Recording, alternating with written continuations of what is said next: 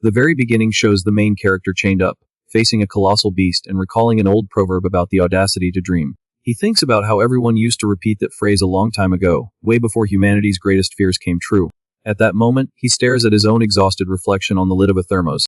Holding the drink tightly, the young man enjoys the rare opportunity of finally drinking some authentic coffee, sitting on a bench in the middle of the freezing metropolis. He reflects that the taste of the drink has nothing to do with the cheap, artificial blend he used to drink in the rough parts of town. Analyzing the situation, the hero figures the taste has to make up for it, since that single coffee took every last dime he had. Then, he takes a calm sip, accepting that his days are coming to an end. However, he spits the drink right out as soon as the hot liquid touches his tongue. Disappointed and wiping his lips, the young man grumbles about the coffee's extreme bitterness, realizing it would have been a lot smarter to use his last few bucks to buy some meat. Still, noticing the intense cold and the people walking by in masks, he admits that the awful taste will at least help him stay awake. With that in mind, he leaves the half-empty cup right there on the bench. Right after that, the guy stands up with a lot of effort. He walks toward a nearby trash can and bends down to pick up a crumpled piece of paper someone had dropped. Showing a last shred of manners before his final hour, he tosses the paper in the trash. Then, the young man goes back to walking through the freezing streets, dragging his feet and showing total exhaustion. As he bumps into pedestrians along the way, he complains about being let down by the coffee, since he is still fighting off sleep. The hero stumbles through the crowd, telling himself he just needs to push through and keep his eyes open until he reaches the police station. With great difficulty, he finally gets close to the entrance of the massive security complex. The place in question is Precinct Number 7, located at the main headquarters of the Northern Quadrant's capital. The young man then steps into the spacious lobby, which is packed with officers busy at their terminals. One of the agents spots the guy standing there and stops what he is doing. The officer asks if the kid is lost, however the MC just stares at him in a heavy silence. Gathering the rest of his energy, the boy states he came to turn himself in, revealing he is infected by the nightmare spell. The agent's eyes go wide and he jumps up from his desk, completely stunned by the statement. Right at that moment, a red warning light flashes on the ceiling and the public address system declares a maximum emergency code in the building. The hero lowers his face and closes his eyes, fully aware that his fate is sealed for carrying the curse. The narrative clarifies that this phenomenon started decades earlier, right when the world was trying to bounce back from intense wars and natural disasters, seeming at first like just a condition that caused extreme fatigue. However, as time passed, people realized it was not a virus but an enigmatic spell acting like a genuine curse. The worst part was that the people who fell asleep and failed the tests ended up turning into terrifying creatures during the transition. These bizarre monsters would then start hunting down and wiping out humans without any kind of distinction. In an attempt to hold off the threat, entire armies rolled tanks and heavy weaponry into the streets. However, traditional military power was quickly obliterated by the beast's overwhelming strength. In a very short time frame, the entire planet was taken over by uncontrollable despair and chaos, until a miracle revealed itself when the victims trapped in the deep sleep started waking up. These individuals opened their eyes, proving they had overcome the first trial. Doctors were stunned to notice that these people were no longer normal humans, but awakened beings. They came back bringing formidable magical abilities, earned as a reward for surviving the dangers of the dream realm. Using these extraordinary skills, the awakened managed to push back the creatures and restore a piece of order to the world. As years went by, these fighters became humanity's greatest hope, founding a new social structure built on power. Aiming to secure the future, schools started teaching combat and survival tactics from a young age, training kids for the looming risk of infection. The wealthiest families began spending fortunes to ensure their heirs got top-tier training before they awakened. To top it off, the heirs of these rich bloodlines entered the dream world already equipped with artifacts and magical memories from their ancestors, making the trial a whole lot easier. Back in the present, the MC laments that all this fancy structure is completely useless for a broke kid raised in the back alleys of the inner city. He looks at his own shaking hands, certain that being targeted by the spell is pretty much a one-way ticket to his doom. The sun keeps shining on the cold capital of the Northern Quadrant, indifferent to the boy's struggle. Inside Precinct Number 7, the young man is rushed to an isolated and restricted zone, known as the Emergency Containment Vault. In this room, lit by the blue glow of monitors, a veteran officer sits across from him and asks for his name in a straight-to-the-point manner. The young man answers that his name is Sunless, but the people who know him just call him Sunny. The agent finds the name pretty unusual, so Sunny explains he came into the world during a solar eclipse and that his mom had a poetic soul. The officer asks if there are any relatives who should be notified about the situation, but Sunny shuts the topic down, stating there is no one else and it is not worth the hassle. Keeping a serious face, the veteran asks how much longer the kid thinks he can stay awake, and Sunny shakes his head, confessing he does not have much time left. Realizing how serious things are, the officer suggests dropping the red tape and focusing on the chat, asking what the boy actually knows about the curse. Sunny gives the basics, saying he has to go to the dream realm and take down the monsters that show up. He is aware he will have to fight and defeat these enemies to clear the tasks of his first trial. and, if he succeeds, he will finally gain magical gifts and become an awakened warrior. The officer confirms the boy knows the theory, but demands extra attention for a practical tip about that place. The man clarifies that, in the middle of the challenge, Sunny will run into actual monsters, but seriously warns him that he will also bump into people, and none of them will be real. Sunny asks how he can be so sure, and the officer explains that everything in there is just a complex illusion, created by the curse strictly to test him. The officer lays down the hardest truth, warning that the kid might have to get rid of these fake people to move forward, so it is best to view them just as unreal obstacles, for his own good. With his eyes almost shutting from exhaustion, Sunny nods in agreement, while the agent advises that his very first move upon arriving should be to check his skills and stats. The man mentions that, if the kid gets lucky and rolls a combat class, like an archer or swordsman, things will be way easier. However, he warns that even if he gets a non-combat power, Sunny should not panic, since there are no useless skills if used smartly. The officer points a finger, assuring him that the spell creates trials, not final verdicts, so the boy just has to use his head and do his best to stay on his feet. Sunny pays close attention as the veteran explains that the choices made during the trial will define the tier of his future rewards. Yet, the vibe gets heavy when the officer warns that, if Sunny fails and falls in the dream world, his physical body will instantly turn into a gateway for a beast. He points out that, if this happens right there in the room, the other cops will have to fight the monster out in the precinct lobby.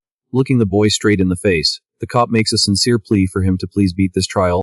Trying to lighten the mood, the man jokes around, asking Sunny to at least hold out for a couple of hours before tapping out, because a heavy hitter warrior would take a while to get there, and they really would not want to fight the creature without backup. Sunny feels confused by the poorly timed joke in such a dramatic moment and stammers an answer as the room starts falling apart around him. At that moment, the kid's consciousness is sucked into a massive cosmic void, where a distant voice echoes, welcoming him to the nightmare spell. Once he manages to open his eyes, the guy notices he has been dropped on the peak of a mountain caught in a blizzard. He looks at the sky and is completely mind blown to see the moon moving at an unreal speed through the black clouds. Intrigued and a bit dizzy, Sunny tilts his face up to feel the snow hitting him, trying to wrap his head around how that magical environment worked. Looking closer at the damp slope, he notices a totally impossible phenomenon defying the natural flow. With wide, shocked eyes, the boy realizes the water drops are going up from the ground instead of falling, figuring out that time in that harsh place is rewinding. Sunny stares in disbelief at the sea of bones scattered across the snowy ground, asking himself what kind of spooky place this was. He spots the skeleton of a fallen fighter, wondering if some colossal war had gone down there. However, the young man soon notices that the bones of the hands are chained, sparking the suspicion that it was actually a tragic purge. Facing this, the guy completely freezes while the landscape around him starts glowing brightly. His eyes bulge the exact moment he realizes the scenery is suddenly shifting. A floating text warns him to get ready for his first trial, and the young man gets massively spooked when he sees that, now, his own hands are actually locked in chains. Dressed in nothing but rags in that bitter cold, Sunny looks at the thick iron shackles on his wrists and ankles in total disbelief. Completely lost, he notices he is right in the middle of a massive line of prisoners being escorted by armored soldiers on horseback. The guy instantly remembers that test takers usually take on roles like warriors or privileged classes. Furious, he wonders why he was the one unlucky enough to turn into a mere slave without a single skill. As the march pushes up the mountain in the cold, Sunny complains about his own fate, admitting he landed in the absolute worst starting spot possible. Suddenly, glowing floating characters pop up right in front of his eyes. He scans the glowing symbols, realizing he has never come across such a weird alphabet in his life. Even so, the guy notices he can read everything clearly, checking his sleeper candidate status in an intriguing list featuring 3 primary stats. Trying to stay positive, he remembers the curse always looks for balance, so he crosses his fingers that he at least scored an insanely overpowered skill or class to make up for the handicap. However, upon checking the description that pegs his status as the lowest possible and totally devoid of useful talents, Sunny gets mad, grumbling that the whole "no bad powers" speech was a load of baloney.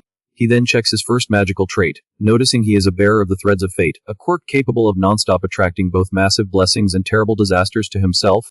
Lost in reading the floating screens, the kid ends up tripping on the snowy ground and slams hard into the back of the prisoner in front of him. The dude turns around extremely furious, bullying Sunny and asking if the kid is looking to start a fight right then and there. But, before things get worse, a chill prisoner nearby steps in, advising the man to let the kid stumble slide.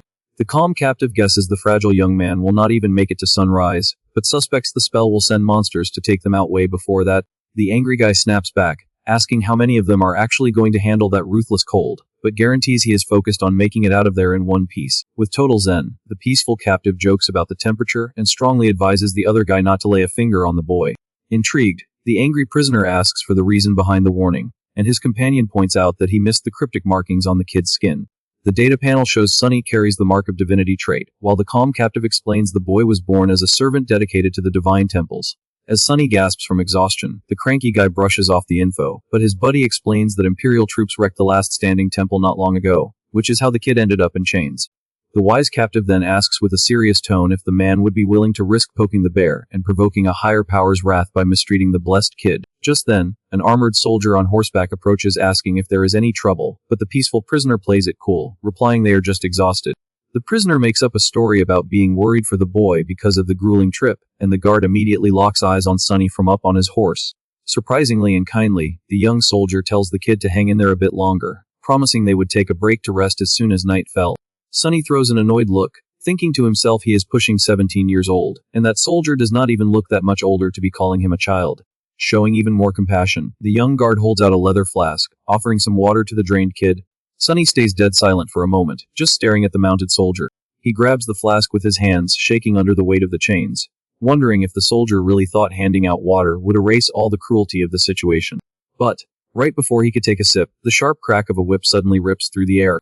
The strike lands perfectly on the young guard's face, violently knocking the guy off his horse straight into the snow. Startled, Sunny lets the flask slip, and the water he wanted so badly spills all over the ground. A veteran leader with rough features shows up yelling and demanding answers from the guard, who tries to explain himself while wiping the wound on his face. The wicked commander orders the young man to shut his trap immediately, stressing that the prisoners are not his buddies and should not be treated like regular human beings. Shooting a dark glare, the superior bullies the rookie soldier, warning that if he is caught acting soft again, he will face severe physical punishments. The group's exhausting march picks back up over the rough terrain, while Sunny promises himself that, before leaving that place, he would find a way to get payback.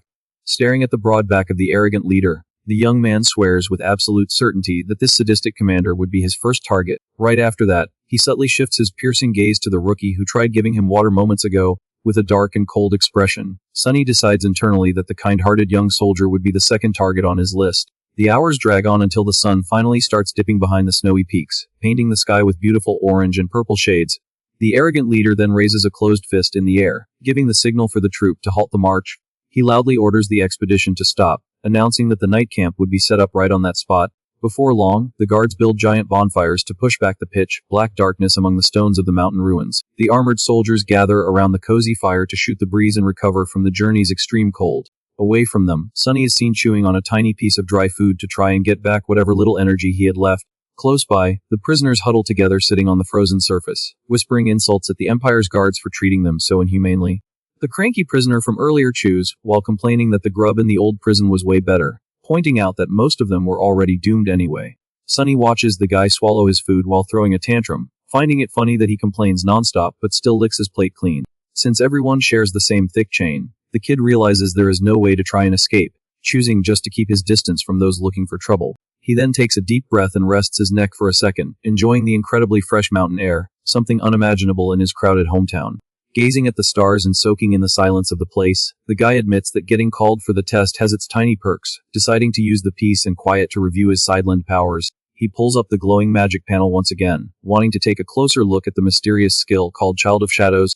Sunny examines the text with great interest, reading the curious description that simply stated the shadows of that world saw him as one of their own. He turns his head trying to figure out how that worked in practice, until he notices a wild shift in his vision.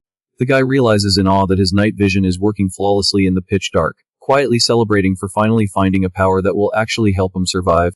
Sunny's joy gets cut short when the peaceful captive tries to hand a tiny red berry to his stressed-out buddy, fiercely warning him absolutely not to eat it. The furious dude tries to brush off the warning, claiming he is literally starving to pieces, but his pal patiently explains that these berries tend to grow exactly where many have fallen. The wise captive wraps up the warning by grimly stating that the little berry is extremely toxic, and just a few bites would be enough to end a giant man like him.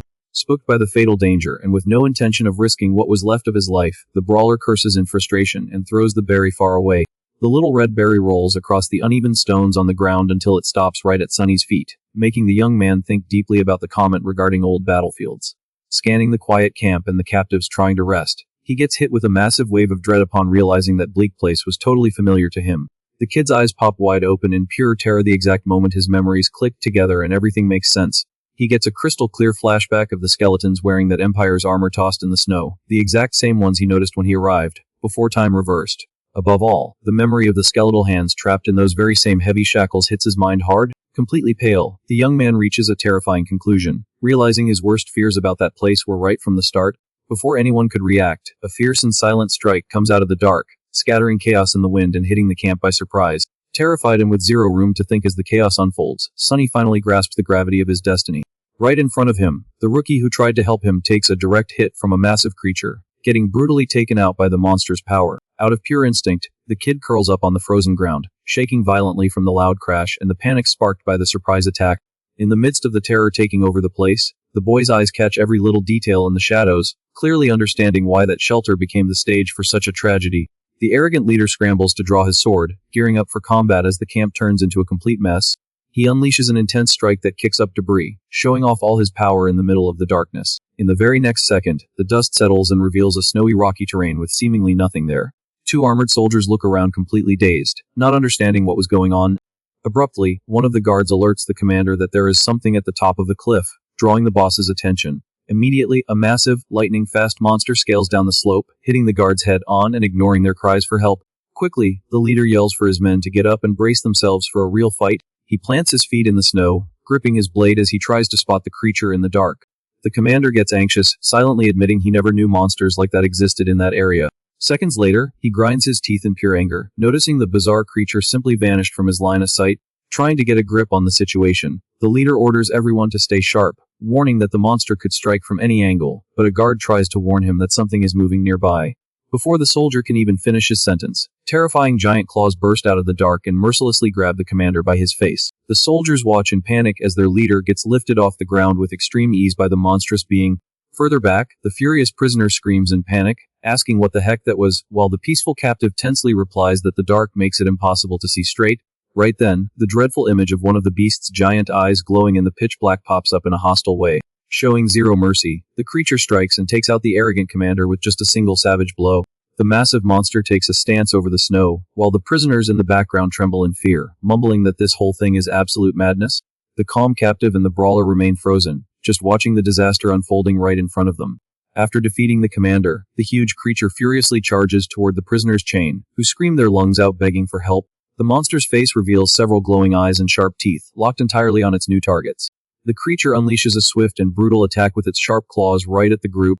The hit smashes the serene prisoner violently, aggressively throwing the man to the ground. Witnessing the horror up close, Sunny lets out a curse, realizing things have spiraled completely out of hand. The beast lands heavily in the middle of the camp, picking which chained man it is going to strike next. Overtaken by sheer terror, the brawler prisoner tries to escape by running desperately through the deep snow. However, the force of his sprint ends up giving a massive yank on the thick iron chains holding the group together. With the sudden pull, Sunny loses his balance and falls flat on his back on the hard surface, mentally cursing the man's ridiculous weight. The huge guy also trips on the rocks and screams in desperation for them to clear the way. Sunny lets out a cry of pain as he gets dragged mercilessly across the mountain's icy surface. Not caring about a single thing, the furious man keeps dragging himself, pulling the chains along with Sunny and the fallen body of their fellow prisoner. Dragged across the ground, the kid stares at the peaceful prisoner next to him and wonders in shock if the guy had actually passed away. Analyzing the bedlam, the young man tries to play it cool and figures that everything is a total dump fire, but at least the creature chose to attack others for the moment. A bit further away, the beast crushes the captives who run together, while Sunny watches and figures that running away recklessly like that was just plain dumb. The guy thinks logically, well aware that even if they managed to escape the monster, they would freeze since they were far from the fires that night. But the troublemaker argues in a panic, agreeing that running was risky, but yelling that he would rather freeze than get devoured by the creature. Totally desperate, the giant man yanks the iron links brutally and orders Sunny to hurry up so they can find a place to hide. However, the chain suddenly snags and yanks both of them backward with a heavy jolt. Sunny lets out a groan as he feels the shackles slam hard against his skinny arms. The giant prisoner yells in anger, demanding to know why the kid stopped, and Sunny fires back telling him to chill out, reminding him they were tied to the fallen man's body. They turn their heads back in a panic the exact moment the wise captive's body starts twitching in a super weird way.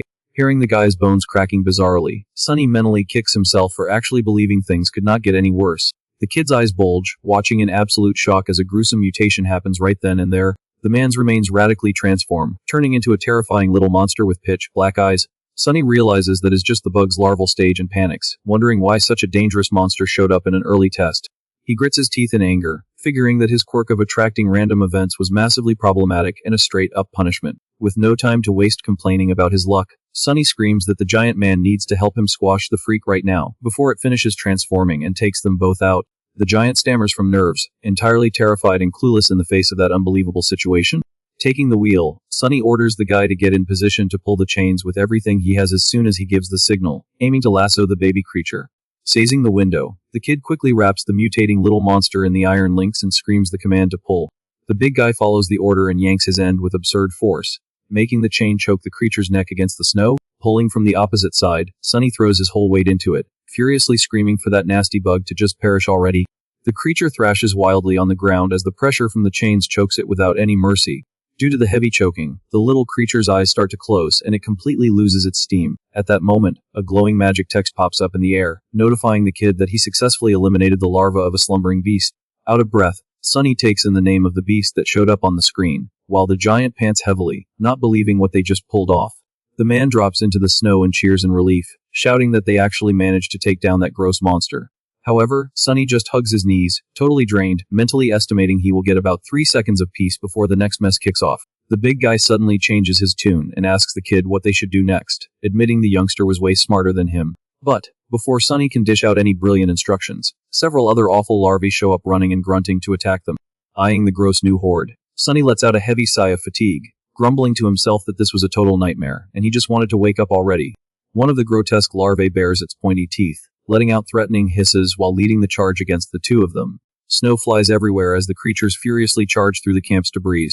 Using the high ground to its advantage, one of the monsters takes a giant leap and lunges its claws straight at the trapped guy. Out of options, Sunny grabs the loose end of his heavy chains and gets ready to swing it like a weapon, calling the beasts out for a fight. With a focused face, he spins the chain in the air using every ounce of energy he had left in an attempt to protect himself. However, before the creature can even touch the kid, a sharp flash suddenly cuts through the air, striking and neutralizing the monster with pinpoint accuracy. The view pans out to reveal a swift warrior who leaped over the chaos, slicing up the larvae in mid-air and landing in the snow with extreme smoothness. The furious captive widens his eyes, shocked, recognizing the fearless figure right on the spot. Sunny looks up and stares at the back of the ponytail, wearing Rookie, the exact same guard who had tried giving him water earlier. The rookie soldier's face holds an impressive calmness under the helmet, keeping his cool right in the middle of all that nasty horde. Without missing a beat, the fighter raises his sword and charges at the monsters, slashing through the enemies with agile strikes just like a legendary hero.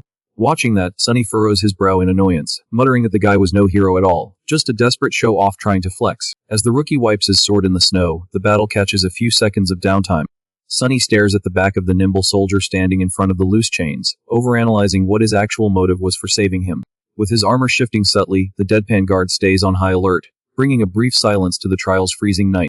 The rookie tosses a metal item up in the air, telling the kid to catch it quick. In that split second, Sunny snatches the piece mid-air, making the chains rattle loudly. Checking the object out, he is totally stunned to realize it is the exact key to unlock his heavy shackles. The soldier then screams for the kid to save himself and sprints straight into the fight, turning his back on him. Staring at the warrior fading into the distance, Sunny remembers an old saying from where he grew up, which taught him to be twice as careful around folks who show kindness for no reason. Quickly, the guy uses the metal key to pop open the shackle trapping his skinny arms. The heavy chunks of iron drop into the snow with a clank, finally leaving his hands free. The boy takes a breath and assesses the situation, while the giant captive watches everything go down right behind him. Staring at his own bruised but free hand, Sunny makes a mental promise that their payback would not take long to arrive. Overcome by desperation upon noticing the key, the giant steps closer with his hands flailing and begs for the kid's help. The guy begs Sunny to unlock his shackles too, but the kid ponders that the man is a super annoying person to be around. Even so, the young man figures he has nothing to lose by setting the pesky prisoner free. Right then, an older, gray-haired prisoner approaches the group and asks if the boy could spring him from those bindings too. Sunny weighs the request, judging that having a numbers advantage would be pretty handy against the threats in the wrecked camp. With that in mind, the older prisoner takes a few cautious steps forward, waiting for the kid's answer. Next, the giant's chains crash to the ground, and he celebrates in relief, fully believing the gods finally threw him a bone.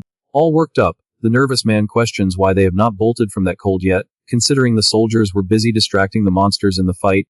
Right next to them, the gigantic alpha beast keeps violently thrashing everything it bumps into in the middle of the blizzard.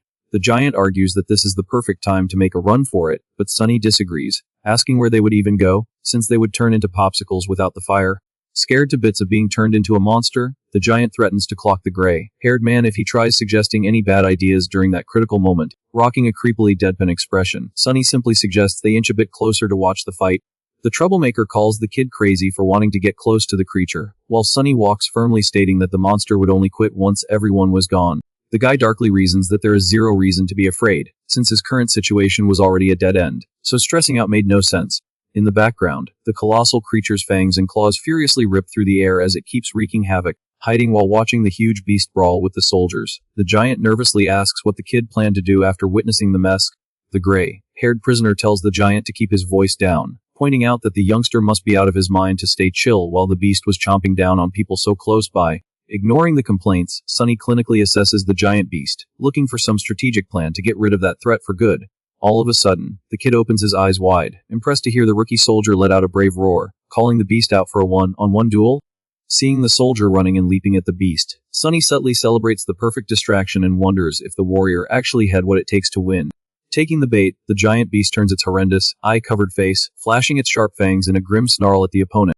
The warrior charges in with extreme aggression, insulting the monster and telling it to get lost while landing a heavy sword strike. The blade clashes head-on with the creature's hide, echoing a deafening metallic clang through the area. However, the impact knocks the soldier backward, making him curse in anger as he notices the monster's hide is way too tough to pierce. Right then, the soldier's eyes go wide in shock as he realizes the beast is winding up for a critical payback strike against him. With nowhere to run, the fighter takes a severe blow from the giant creature and is sent flying, letting out groans of pain. Even bruised up, the young combatant gets back on his feet and goes right back to throwing aggressive attacks at the beast in the fire. Lit snow. Following the clash from a distance, the older prisoner notes the soldier is holding his own, but warns that he will soon cave to the exhaustion of that insane pace. Sunny snaps to attention at that realization, turning his head to map out the combat area more carefully. With his brain running in overdrive, the guy urgently looks for a slick way to use the bedlam to his advantage.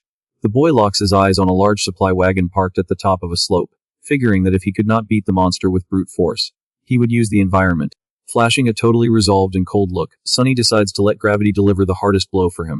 The young man sneaks through the snow toward the giant vehicle, waving for the other prisoners to follow him if they wanted to make it through the night. The giant guy asks the older man if they were really going to bet their survival on that crazy kid again, but his buddy claims it might just be an act of grace. Agreeing to give the youngster the benefit of the doubt one more time, the duo starts creeping stealthily across the frozen ground, following Sunny through the ruins.